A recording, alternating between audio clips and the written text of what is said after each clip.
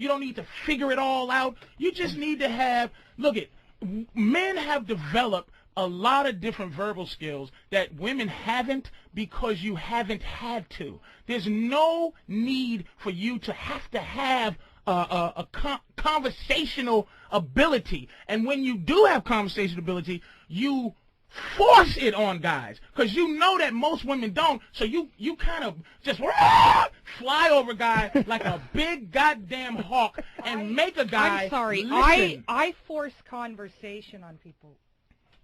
Go ahead, finish your thought. Hi. I'm sorry, you're wrong. I Why don't am I force wrong? conversation on people. You do. I mean, coming from you, Yeah. that's absurd. But I know what I'm saying is infinitely more interesting. I know what I'm talking about. Yeah, because I actually exactly. not That's only your do I have false something. Here's what something you do to a woman that will work 99.9% of the time. If she says, "Here's what I think," all you have to do to combat her is go, "Why?" She never has the thought that actually is the purpose for her thought. She just has a thought, but there's never a reasoning. Guys always have a reasoning behind what we're saying. You always know that you're going to be questioned. Patrice, that there's a possibility that if you make a statement, you will be questioned about why you said that or Patrice, why you feel that way. You're very defensive. You're like So? there's constantly a battle. I need to with be. females. Yes. And men. Yes. Who the fuck else is going to do it if I don't? Who? Who's going to tell you to shut the fuck up if I don't? That's a good point. I just, the woman. That's a good point. Yeah. Because you know what? Women's The comfort woman zone that is you're in the talking about, the woman with the bad thing, the women the that I'm woman talking about. that you would go out with. Yeah. This is an insecure thing to do. Now, my point, like, why is this woman in bed with a guy that that is that insecure about? I mean, that woman did not know if you loved her. That was her thing. She was insecure. Kathleen, talk about the guy, the goofy guy that you said was so sweet that you dumped him because he wanted to have kids. Remember when we were talking about... That's not me. Yes, it was you. You said it was a guy, he's a doctor Kathleen, or something. Tap into the personality that should be on this show. There was a guy that you said wanted kids and you couldn't give him what he wanted. So, okay, you know what I'm talking about? Kids, but yeah, or whatever, your career. He was a doctor. Now wait, what's the point of the story though? What's the point for you to get ready to say this story? What point This was the not point an emotional thing though. The point is that you said what you said. You said that you left him alone. You really liked him. You said you really loved him, but you let him go because you loved him and you couldn't give him what he wanted, which is crap.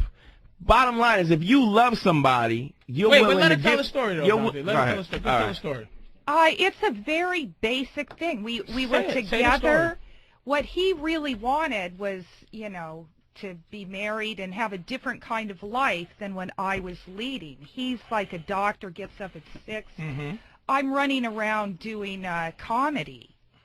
And ultimately, it's not going to work. This is not a guy out looking to get laid or whatever. Okay. This is what he wants. He's at the point of his life where he wants to settle down. He has his career, and it just didn't work out. That's it. It didn't work out because of what? There's no bed thing where the TV. I'm not saying that. We watch TV in bed a lot. There was never issues with that. But this is what. Hold on, Kathleen. Hold on a second. Hold on. This is what I'm saying. Now, you think that you had a reason behind that, but let me tell you what the reason was. The reason was insecurity. Now, you left him because this is why. Because you left him because you didn't have, you wanted to have, it's a fear of success. It's that self-destruction thing, that self-degradation thing where you control. And I've done this a lot of times. I'm a bridge burner. I'm a professional bridge burner. And burning bridges is basically when you feel like you are like a little nervous. Like say Opie says, hey yo, you want to come do this radio show? And I am scared out of my balls, right? I come here, I do something to try to fuck up this radio show, but on my terms. Not come in here and give it a shot. Face the stress of maybe sucking, but gave it a good try. You were scared of failing in that relationship on his terms, not living up to the doctor. Because you said, why would you have to say he was a doctor? You know why? Because that puts him at a social level that you might. I'm a lowly comic. He's a doctor. Yeah. He wants certain things that I can't give him. So instead of giving it a shot and maybe giving him certain things, you said, fuck it, I'm out of here. Because you was afraid of losing it on his terms because you're a girl. But Patrice, couldn't it just be the logistics of it? It would be like, okay, well, I'll be done at 10. I'll call you. It's 10:15. I call, he's asleep. Yeah. I wake him up. He's a little pissed. Yeah. I get there. It's 11:30. Does that sound like neediness? Doesn't he get a chance? Doesn't he like, get a chance to say? Why bother? Why not just? Doesn't he get a chance to say what he'll put up with?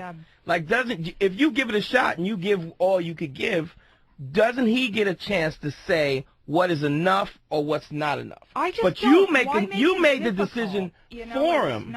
You bailed on it before him instead of saying, this is what I got to give. Is that enough? And he could have said, hey, it's not enough for me. And then you would have went each other's separate ways. Well, what about you? You're married. What about me? Yeah, well, describe your marriage. I met my lady.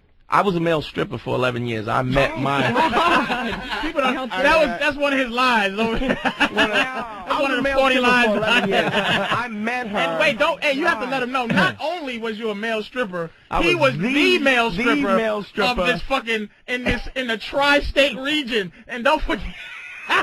You were the number one. He was the nigga taking off his clothes. God, I had no idea. See, there's a lot you don't know about me. That old pussy's waking up, huh? Something else is sweating besides those underarms there, fucking. Oh, man. I met her stripping. Really? I met her stripping. Okay, she was like a customer? And no, she was stripping and I was stripping. Oh, well, that's kind of hot, a stripper couple. Is she, oh, man. You know what? Stop talking to her. Kathleen's nervous. She's just babbling now. Relax. Take a break. We're going to take a call in a minute. Because I can feel you. Trust me, everybody. Kathleen Roll is fucking amazing when she's not under a little bit of pressure. She feels a little pressure, and I'm going to say she's amazing. But calm down because she's like, wow. She's back and forth. She's like, yeah, that's hot. And she has 14 personalities. Okay. Don't worry about it. We're trying to figure out which one. But she's fucking amazing. But she's like, I don't. This is what is great about her. She's perfect to have in here because, like every other woman, no man challenges her dumb statements. Like, she'll just make a statement and go, and then a guy will go, okay, I want to fuck you, so I'll just listen to your horse shit. And you'll go, and you'll go, you know what, baby? Yeah, that's right. Yeah. So, anyway, we're going to take our first call for the, what? Take a break. Take a break? Really? And regroup. And then come back and take calls? And then do a lot of phone calls when you get back. Oh, that's how you do it? All right. God, I think God is white. Take a short break. Yeah, we're going to take a short break. The phones are lit, and you'll take phone calls from the listeners. We're going to take a short break. About their relationship problems. How's that sound? There you go. We'll do that. All right, we'll be back in whenever. More with the Black Phillip after these messages. Patrice Oneal, a 2-hour relationship show. You're never gonna meet a girl whose hymen ain't broken. You mumble-mouthed, fat-tongued mongoloid. It's the whole truth. People are calling you the Black Dr. Phil. With Patrice Oneal. Bad, like, retard Steve. Fuck me, love me, feed me. That's what you do. Oh, I wanted to bite his face when he said that. Dopey smile. I'm a good man. Shut up. Yeah. Oh, yeah. Now, just take that bitch by the back of her head. Smash it into the bathroom sink. Being as Marvin Gaye, this segment should be about relationships with one's father. Oh, yeah. 2 fathers. Oh, sit her on top of the stove while it's on. Wake her ass up, baby. What's up, man? Back to, Welcome back to Black Phillip with Patrice. We have a special piece of amoeba here today, a little smushy, and it's the lovely Jimmy Norton. Everybody, no gig today, Jimmy? No fucking Schenectady? No fucking Alaska? No shitty town somewhere you're performing in? I was in a little town called Aspen, doing that silly festival. Oh, fuck that festival. I flew home a day early because we have someone from Sabbath calling in Monday morning, and I was panicking I'd get caught in the snow. So Ope called me and said you were doing your show. Sabbath, what, Black Sabbath? Yeah. Oh, good for you. He flew in a day early because he knew you were on the radio by yourself. Why am I letting him get away with that? I just came down here to support my buddy Patrice. What a worm. I forgot.